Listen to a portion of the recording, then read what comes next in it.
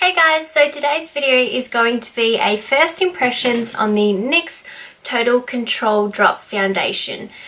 So I was gifted these foundations here, this shade 06 Vanilla, which is a very light shade, 11 Beige, which is more to my skin tone, and then I've got this really dark one in the shade 19. So this is good here. I'm going to start off with this one here, and then if I want to I might lighten it up or darken it up if I need to. So that's actually a really cool concept there already. I'm just in like super casual clothing. I've just like got my hoodie on because I'm at home and I'm just chilling today. I was gifted these foundations, but it's not going to change my thoughts on it or my opinions on it. From sheer to full, your ideal coverage is just drops away from our new Total Control Drop Foundation, available in 9 buildable shades. That's pretty good, 9 buildable shades, except I think I've seen in the US that they do have about like 20 shades, so maybe they're only releasing like 9 shades here in Australia. I think it will be releasing this month, actually, May. Thought I wanted to get this video up for you guys to let you know if it was worth it or not.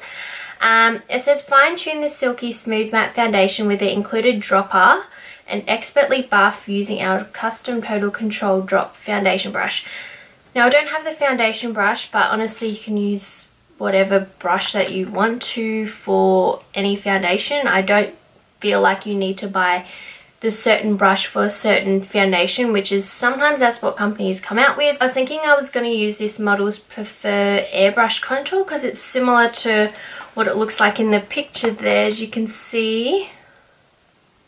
The foundation retails for $24.95. So this is what the foundation looks like here. It is a very small dropper bottle in like frosted glass, which is really nice. And it comes with a dropper, so it's meant to be 2 drops or something for light coverage. It says on the box here 2 for light coverage, 3 for medium coverage, 4 for full coverage, or maybe you're meant to add on to that, not really sure.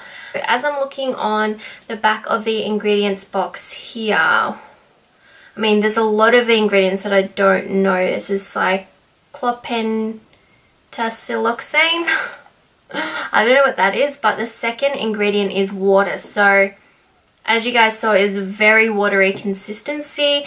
The third ingredient was glycerin, which is in a lot of primers, so that helps to adhere to the skin. So I'm hoping that it's going to be a long-lasting foundation because glycerin is also very hydrating for the skin, and usually these types of foundations I find can be a little bit drying on the dry patches of your skin. Another one that I can see is further along, dimethicone. I'm pretty sure that's a form of silicone, so I'm guessing this is meant to be a very smoothing foundation. And it says it may contain mica, titanium dioxide, and iron oxide. So these are the type of ingredients that you need to be looking for in flashback photos. They're definitely the type of ingredients that you may get flashback with, although this doesn't have an SPF in it, so I'll be intrigued to see if it does give a flashback or not. So I'm going to be starting off with the NYX Angel Veil Primer because that's actually the primer that they suggest with it, and I always wear primer. I'm never not going to be wearing a primer. I can't remember the last time I didn't wear a primer, so it wouldn't be fair for me and you guys if I didn't wear one because I always wear a primer. I'm oily. I know that I need to wear a primer, so I'm just going to be using that all over the face, and I do love this primer. It's very smoothing. And then the next thing that I'm going to do is I'm going to tie up my hair because you guys know that I can't do anything with my hair down. Like, I'm not even kidding you. I feel like I can't be productive with my hair down. Like, I can't. It's literally impossible. Oh my god, that feels so much better. Alright, let's go apply the foundation now. I'll zoom you guys in. Alright, so I managed to get primer in my baby hairs, but just don't mind that. I'm gonna, will this colour be okay? Yeah, I'm just gonna start by dropping some of the foundation just straight onto my face. I feel like I might waste it if I put it on my hand. This is really weird. It's super liquidy, with this second ingredient being water. You kind of expect that. Well, I'm just going to try this side of my face first. It is dripping. I'm going to take this brush and just start to blend the one side, just so we can both see the difference of the foundation.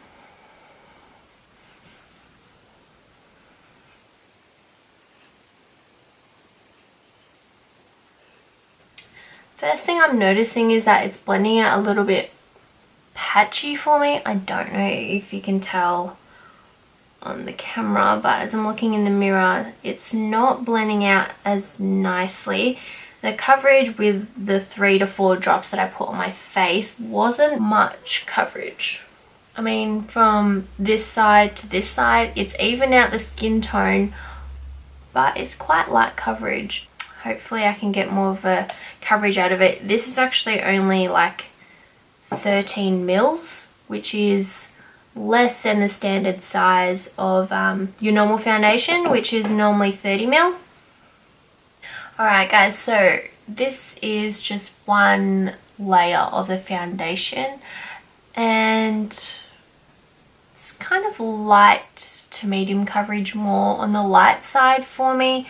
And I did do a couple of drops there, so I think if you want more full coverage, you definitely need to add more drops. But if you guys like light coverage, then it's pretty good, because then you can actually adjust it to what you want. I'm going to add one more layer to see if it does build. The finish of it is very matte.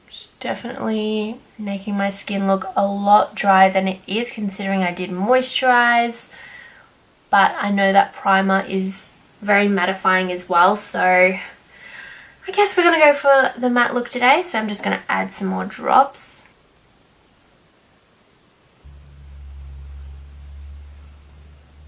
This is 2 layers. It's really emphasized every dry bit on my skin. This is my chin. It's just really emphasizing everything, even my nose. So I'm going to see how this goes, and also do a flashback test for you guys to see how it goes in photography. So this is without flash, which looks fine. It looks really nice.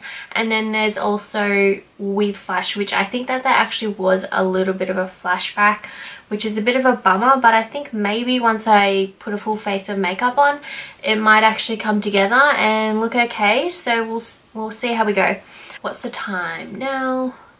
Okay, it's like 12:46 right now, so it's not early at all. Close to 1 o'clock. So I'm gonna come back in a few hours and update you guys on the foundation. Hey guys, so I am back with my first update, and it has gotten really dark, so I've got my ring light set up so you guys can actually see. What's the time? It's now like 5:40, so I've had my foundation on for nearly 5 hours. So far, honestly, let me zoom you in. I think my oils are just coming through on my nose, and it's still looking exactly the same as it did. Oh my god, I'm so happy with it so far. It looks completely flawless right now, so I'm so happy with that. Now what I'm going to do is I'm going to have some dinner, do some editing, watch TV, all that kind of good stuff. And then I will come back with the last update and let you guys know what I think of the product overall. Okay, so I am back with my last update for you guys. It is nearly 10:30, which means I've nearly had this foundation on for nearly 10 hours. So let's have a look, shall we? I don't feel like I need a touch up. It's definitely controlled my oil flow a lot. So this is what my skin looks like after 10 hours. So I feel like I don't really need a touch up or anything. I mean, I'm still pretty matte. I'm not even oily. So I'm pretty happy about that. The foundation is still looking super, super flawless. The only thing that I would say is maybe next time I might try a different primer, maybe a more hydrating one, only because I notice it really clings onto the dry patches of your skin. So if you've got dry skin, I would probably avoid this foundation. If you're oily, I would definitely give this foundation a go. I think that's pretty good considering 10 hours and I'm not even kidding, I haven't even touched up at all. The thing that I do find with this foundation is it definitely shows up a lot of texture on your skin. A lot of texture that I didn't know that I had. Okay. But yeah, it's broken up just a tiny little bit around here and around my nose and sort of my mouth lines. Smile lines. Overall, what would I give this foundation? I think I'm going to give it 7.5 out of 10. So that's pretty good. It's definitely worth a try, you guys. I really want to see how it goes with a more hydrating primer though. I think I definitely like it a lot more like maybe if I try like the Radiance primer from Laura Mercier, that would be really good. But yeah, that is all the information that I can think of to give you guys. I hope that you guys enjoyed the video. Give it a big thumbs up for me if you like these first impressions videos. I'd appreciate it so much. I can't wait to see you guys in my next video. Bye!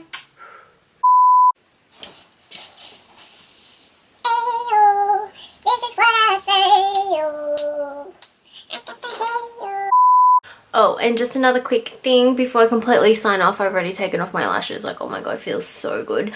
But yeah, with the flash photos, it's actually okay. Like, once you've got a full face of makeup on, it looks completely fine because I took some photos today with flash and without flash and it looks completely fine.